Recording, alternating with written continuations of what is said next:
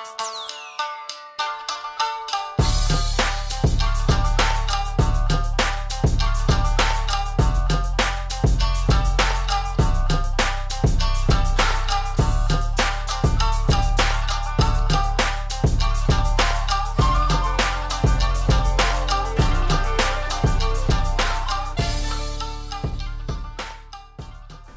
my name is Suraj.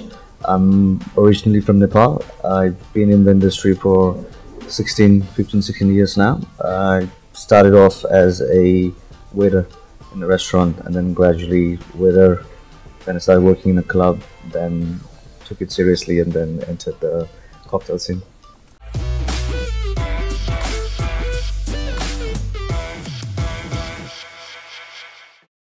How long you in Hong Kong? Hong Kong, I've been here 14, 15 years, I think. Yeah. That's cool. Yeah. And where you start to learn your skills? I was just partying, drinking, working in club, not taking too seriously, and then I had a talk with my family, saying, okay, now to take it seriously. So my uncle was the one that kind of opened my mind, saying, you need to be the best on what you do, no matter what you do.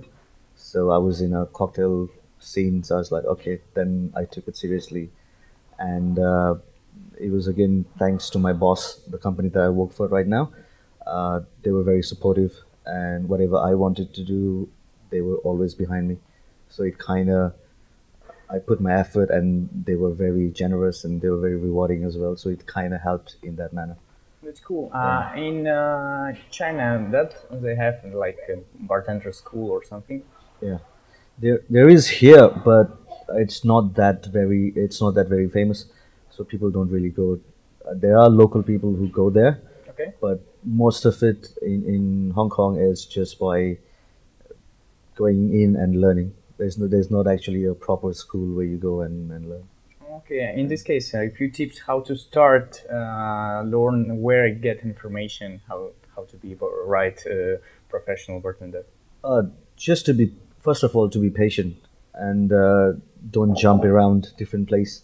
Understand what you want, and like be true to yourself. Understand what you want, and then go and work in a company. And it's very important to make sure that your goals and the place that you're working, the goal has to be the same. If not, then you'll just be wasting your time.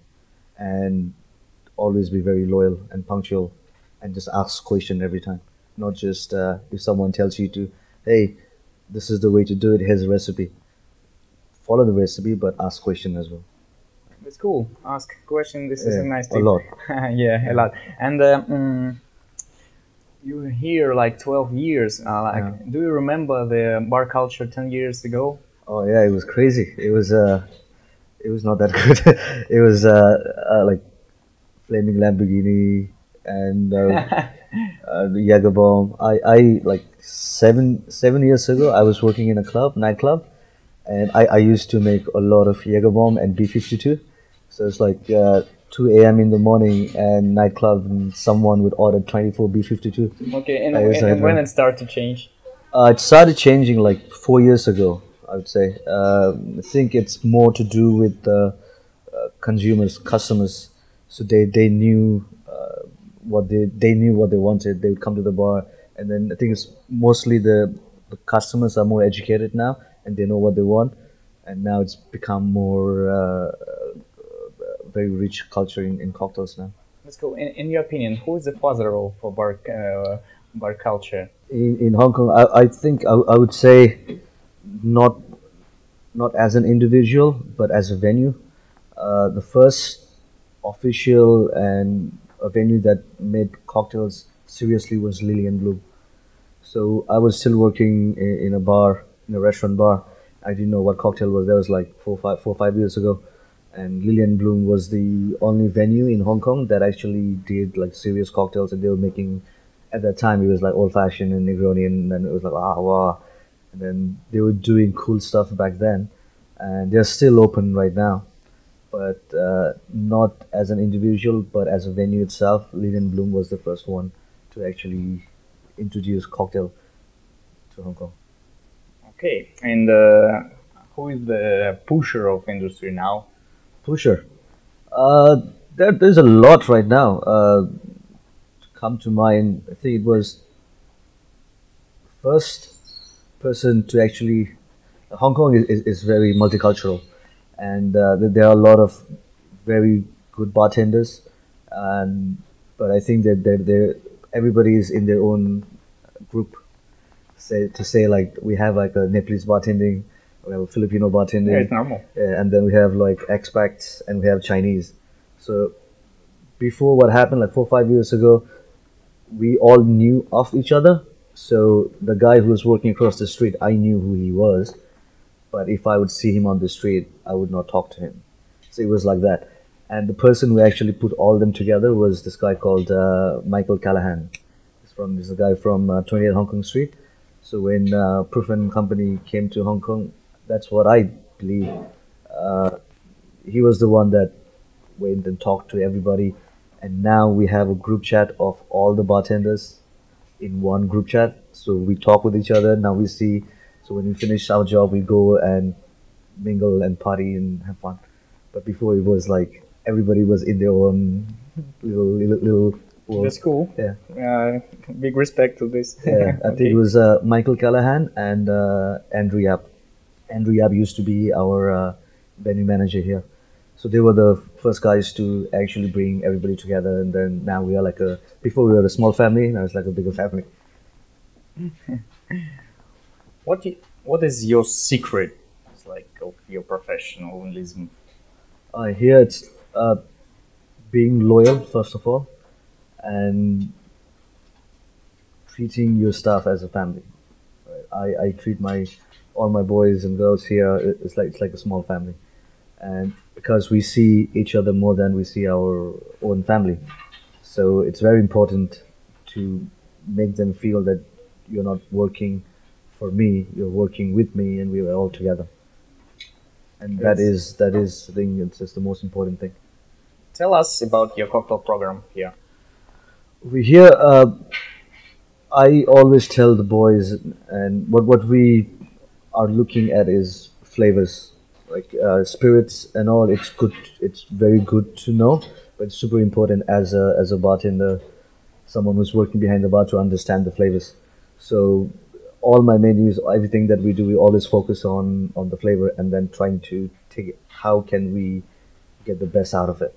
So all the beverage program, what we do over here is we tend to use a lot of different ingredients. Like one cocktail would have like 6 or 7 ingredients. It's not because we want to say, oh look, we can do this, but just trying to bring the flavors out. Like in if you go and have a Indian food, and then you never see anybody complaining when they have a curry, oh, I cannot get a cardamom in it, because Indian food has a lot of spice, and all those combine together to bring one flavor, not just every flavor. So what we do here is the same process when we cook Indian food, because I'm from Nepal and then very close to spices and putting a lot of ingredients. So program here is just flavors. Okay, and what's the main thing in your job? Being hospitable, talking to people. And again, most people think like, oh, menu is there, it's done, it's good. No, the menu can be really good, but if you're not smiling, not talking, then no one's gonna come. Do you follow something, someone? It's like some bars or bartenders? Me, not bartenders that I followed the most is Luke from Luke Werty? Yeah. Luke Werty and what's his name? Matt Wiley. Matt Wiley. Yeah, because I like the way they work is not spirits but flavor. Because right now I think there's a lot of different brands coming and everybody's talking about brands. Like it's nice, it's good, but we, as our profession, with what we're trying to do is bring flavors out. So that's. I was watching their talk yesterday night, this morning, at the 6, the one they did in the show. That's why I'm Let's go. And last question is your favorite ingredient? My favorite ingredient right now is corn.